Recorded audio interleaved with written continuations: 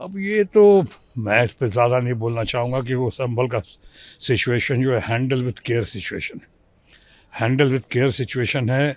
सबको उसमें बहुत सोच समझकर और टालने से बेहतर होगा इसकी जड़ में जाना होगा। इसका सही मालूम में निवारण करना पड़ेगा। भारतवर्ष में कोई भी हो, किसी भी जाति, किसी ज़ात, किसी मज़हब का हो, सब भारतीय हैं, भारत माँ की संतान हैं। सबको बराबर का अधिकार है, ये हमारा संविधान भी कहता है। सर्वधर्म समभाव का देश है ये। इसलिए अगर किसी ने प्रोवोक किया है, किसी ने ऐसी हरकत की है या कोई समर्थन दे रहे हैं तो बहुत ही निंदनीय है जो दंगों का समर्थन करते हैं। बहुत ही शर्मनाक है, बहुत ही ये चिंता का विषय है। इतना हम उनके परिवार के साथ जिनके साथ ये घटना घटी, हम अपनी सहानुभूति और संवेदना प्रकट करते हैं और साथ साथ ये भी दुआ करते हैं कि ऐसा ना हो। अब रही बात आपके कि प्रशासन ये कर रही है, कहीं ऐसा तो नहीं कि ये फ्रस्ट्रेशन में या बातों को, इलेक्शन के एक दिन पहले ऐसा होता है, लोग कहते हैं कि एक दिन पहले ऐसा होता है और किन कारणों से कराया गया। इसके पीछे बहुत सारी बातें हैं, बहुत दर्द छुपा है इसके पीछे। तो मैं नहीं समझता हूँ किस तरह आप पोस्टर चिपकाने से या इस तरह आगे बात बढ़ाने से आप समस्या का समाधान कर लेंगे। मेरी अपनी राय है, मिल बैठ के बात करना चाहिए। जो दोषी है उसको सज़ा मिलनी चाहिए। जाति के नाम पे या ज़ात के नाम पे या धर्म के नाम पे अब विभाजन हिंदुस्तान बर्दाश्त नहीं करेगा।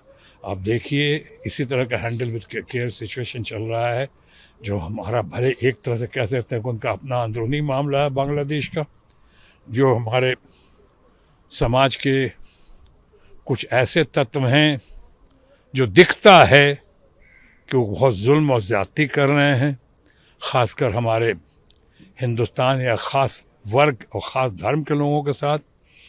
मैं समझता हूँ ये बहुत ही निंदनीय है। लेकिन हाँ, जैसे मैंने कहा, उनके मुल्क का अंदरूनी मामला है, लेकिन हम सबों के लिए बहुत ही गहन चिंता का विषय है। और हमारे माननीय प्रधानमंत्री और विदेश मंत्री जी इस पर बैठक कर रहे हैं और करना चाहिए और जल्द से जल्द करना चाहिए। किसी तरह से उनके ऊपर वो बात लानी चाहिए कि समाज में हमारे अपने हर पड़ोसी के साथ चाहे कुछ भी हो, देखना होगा कि हमारी फॉरेन पॉलिसी के तहत हम अपने पड़ोसियों से कैसा बर्ताव रख रहे हैं।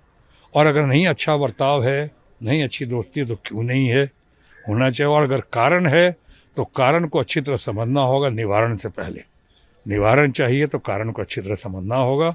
और अभी जो हो रहा है वहाँ पे बांग्लादेश में, मैं समझता हूँ बहुत ही दुख है उसका, हमें चिंता भी है।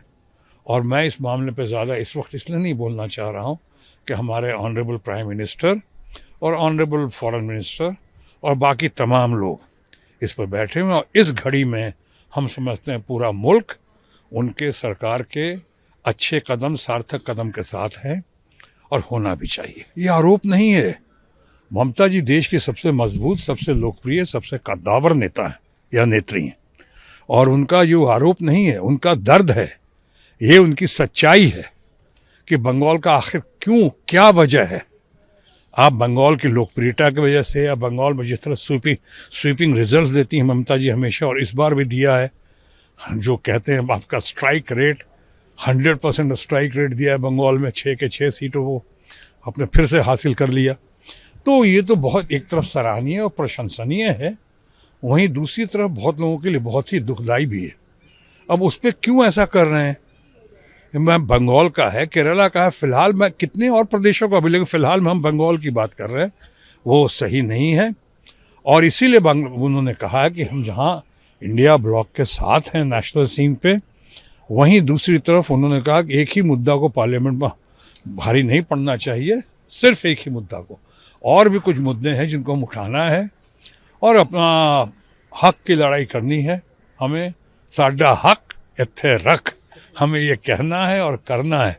और उसके लिए ये आवाज़ उठाई उन्होंने, ममता जी ने, और उनकी बातों में बहुत सत्य है, बहुत ही तथ्य है। हज़ारों करोड़, लाखों करोड़ रुपया बंगाल का विकास का, बंगाल के डेवलपमेंट का, सारे उनके हमारे एमपीज़ को इंस्ट्रक्शंस है, उनका आदेश है या उनका अध्यादेश है इस मामले पे सबको भिड़ना चाहिए, सबको लड़ना चाहिए अपने अधिकार की रक्षा के लिए, बंगाल के हित के लिए, बंगाल के विकास के लिए, बंगाल के डेवलपमेंट के लिए।